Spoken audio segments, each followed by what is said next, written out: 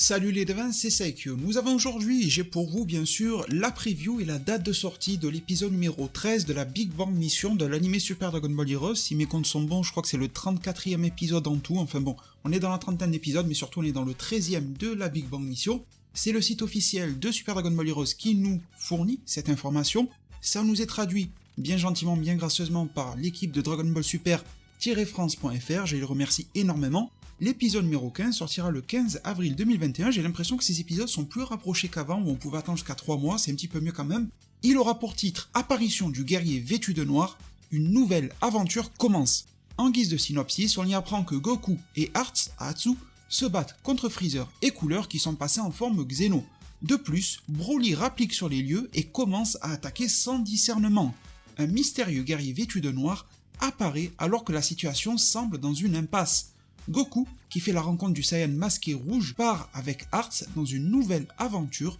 à la recherche des Dragon Ball pour s'échapper du nouvel espace-temps. Mais très cher devin, ce synopsis, on va pas forcément s'étaler dessus, mais j'aimerais faire 2-3 petites précisions, ou en tout cas 2-3 petites remarques que j'aurais à y ajouter, qui n'engagent que moi bien sûr, mais en tout cas j'ai l'impression que ce synopsis nous permet de recoller quelques pièces du puzzle, lorsque dans l'opening on voit par exemple que le guerrier encapuchonné, non pas celui qui ressemble à Goku Black, mais l'autre là qui a une grosse capuche, gros manteau et tout ça, était en train de se battre face à Broly SSJ légendaire, donc vu que Broly rapplique sur les lieux à nouveau et qu'il attaque sans discernement, on peut comprendre pourquoi, mais je pense que ce Broly va tout d'abord attaquer bien à peu près tout et n'importe quoi comme c'est écrit, donc Freezer, Cooler, peut-être même le Goku Black, là celui qui ressemble à Goku Black, Goku, Atsu, voilà, sans distinction. Mais ensuite, étant donné que dans l'opening on voyait déjà que Broly allait se confronter au guerrier mystérieux, eh bien on peut comprendre que Broly risque de foutre un petit peu trop le bordel, de semer trop le chaos et de causer le trouble à la fois pour le camp ennemi que pour le camp allié, que tout va sembler perdu face à lui, étant donné que Goku n'a plus d'énergie et tout ça, voilà, il faut bien remettre les choses à leur place, et donc ça serait le mystérieux guerrier qui va venir s'opposer à Broly et contenir cette menace-là.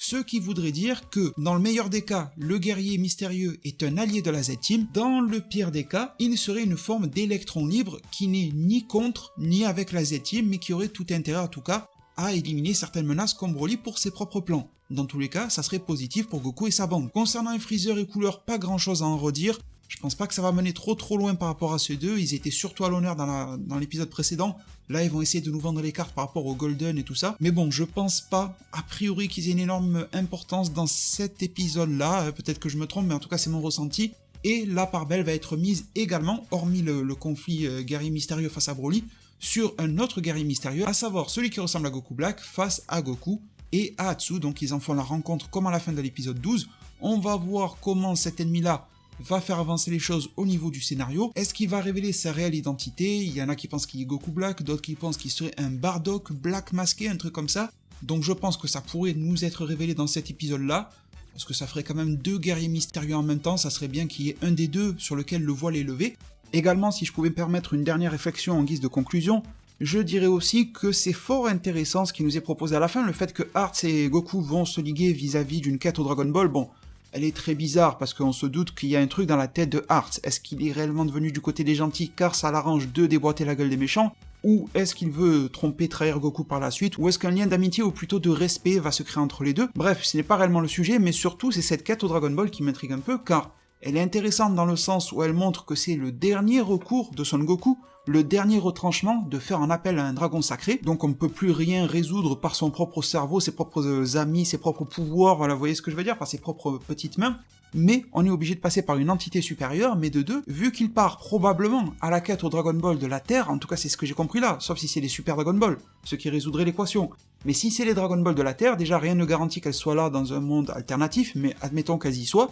ça serait cool, même si j'ai peu confiance en l'anime Super Dragon Ball Heroes pour l'expliquer, nous dire comment et pourquoi Shenron serait capable de rétablir et d'annuler la création d'un nouvel espace-temps, sachant que c'est un pouvoir, enfin, c'est un vœu qui dépasse clairement les pouvoirs de Shenron de la Terre. C'est un vœu qui est clairement même pas à la mesure en fait de Purunga et qui serait seulement à la mesure, à la hauteur de Super Shenron. C'est un vœu plus que d'envergure. Et là, on est en train de nous mettre sur la piste que les débiles de la Terre pourraient le réaliser, donc je suis très curieux par rapport à ça, ou alors peut-être que justement, Goku et Hearts vont avoir un problème de plus qui va se solder par un échec car Shenron ne pourrait pas les aider, en tout cas pas directement à réaliser le vœu. Mais bon, c'est l'anime Super Dragon Ball Heroes, beaucoup de facilités sont faites, beaucoup d'explications ne sont pas données, donc je crains que mes craintes en fait se réalisent. Et puis voilà mes chers devins, c'en est tout pour mes impressions par rapport à cette preview, ça a l'air plutôt intéressant, et si c'est aussi bien constitué que l'épisode 12, je dis pourquoi pas, ça peut être bien. Je vous remercie alors infiniment aujourd'hui d'avoir tendu l'oreille vers ma vidéo, d'avoir écouté ce que j'avais à vous proposer comme information et comme réaction par-dessus.